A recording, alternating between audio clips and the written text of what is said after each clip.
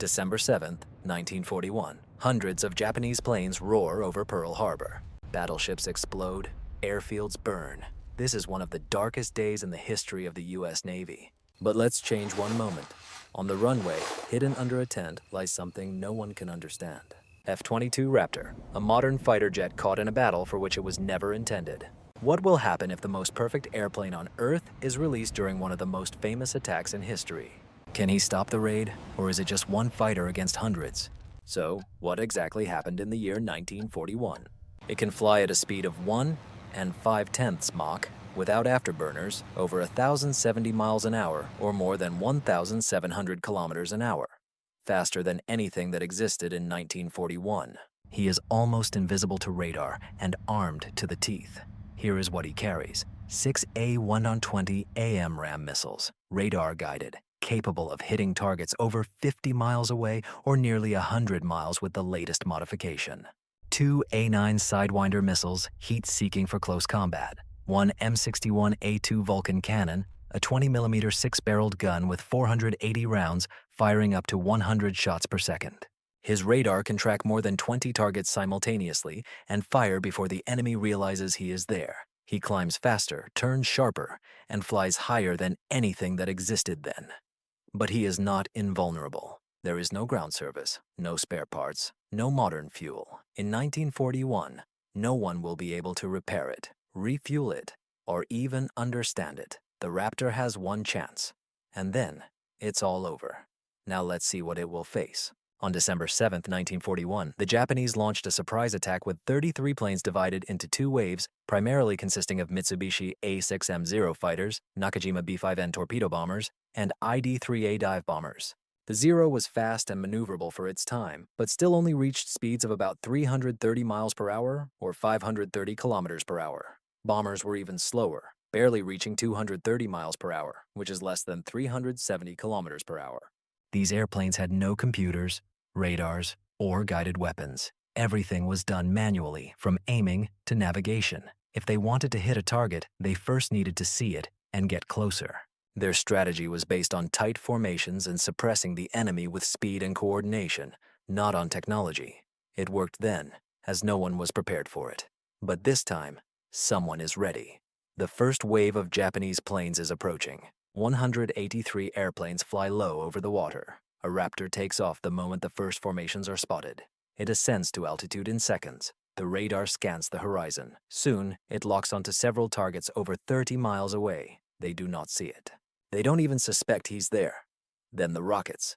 The first AMRAAM rocket pierces the air. In one moment, the formation was tight. In the next, the planes vanish into thin air. No warning, no return fire. Panic grips the Japanese planes. The bombers lose formation. The interceptors scatter in different directions, trying to find the threat. No one knows where the attack started. The Raptor turns again and strikes. By the time the Japanese pilots realize something is wrong, about a dozen planes have already been lost. They have never seen anything like it. And the scariest part is that they have not yet seen the jet plane. The second wave is already on its way. Another 170 planes are following the same route to Pearl Harbor. But this time, the element of surprise is lost. Alarm signals are triggered. Soldiers rush to take their positions at the anti-aircraft guns. In the sky, a single jet fighter changes the course of the entire battle. But there are more than 300 enemy planes in the air, and no technology can be everywhere at once. The jet is fast, but it is still just one. Every second he chases fighters high in the sky, more bombers sneak in low. The F-22 wins in the air, but it has its limits too. The Raptor can fly over 1,600 nautical miles, or about 1,840 miles, if it flies smoothly with additional fuel tanks. In intense combat, it quickly consumes fuel. After 30 to 40 minutes of aerial combat, he either has to land or gets shot down. Landing creates a new problem. Even if he lands safely, it will be impossible to refuel it. No one has fuel, tools, or technical knowledge. It also cannot be recharged. Its AM-120 and AM-9 rockets do not yet exist, and even if someone finds them, they won't know how to install or launch them. There is no maintenance crew, no diagnostics, no spare parts. If the sensor fails or the system malfunctions, it will remain that way. And without the necessary tools or computer systems, even something simple can lead to mission failure.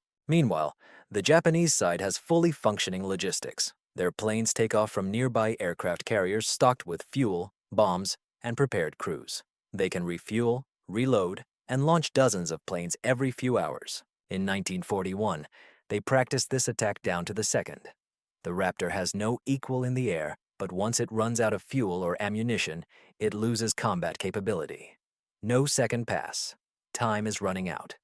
So the question is, can it really stop the attack? Pearl Harbor was not just an aerial battle. It was a coordinated attack on ships, airfields, and infrastructure. In the actual attack of 1941, 8 American battleships were damaged or sunk. 188 planes were destroyed on the ground. Another 159 were damaged, and more than 2,400 Americans lost their lives. Could one F-22 change this? Yes, but not completely. The Raptor dominates, but even it has its limits. If each missile hits the target and the gun is used perfectly, he can shoot down about a dozen enemy planes. That's 8 with missiles and a few more using the Vulcan gun, depending on how many shots it takes to disable each one. In reality, it is possible to shoot down between 10 and 13 planes, but no more. That would be enough to disrupt the wave, but not enough to stop an entire fleet. But even that could save the ships, save lives, especially if the Raptor focuses on destroying the bombers before they enter the strike zone. But he won't be able to stop them all. Too many planes, too many angles, too many targets. Even the perfect F-22 mission cannot be in 10 places at once. Some bombers will still break through, and some ships will be damaged. This changes the scale of the disaster, but not the fact that it happened. What about the bigger picture? A single shock will hit both sides. For the Japanese pilots, it is chaos. Planes vanish before they can see the threat. The entire plan begins to fall apart. And for the American soldiers on the ground, they look up and see something they cannot explain. A plane that no one has ever seen easily destroys the enemy. They do not know what it is, only that he is on their side. This will not stop the attack on Pearl Harbor, but it may shake the attackers, boost morale, and perhaps turn panic into a chance to fight. The war will begin anyway, but it will not start as expected. It can develop differently, but one thing is clear. One plane cannot protect every ship, every airbase, every soldier, especially without any supplies. Or, what do you think? And what will happen when a Roman legion attacks a World War II bunker?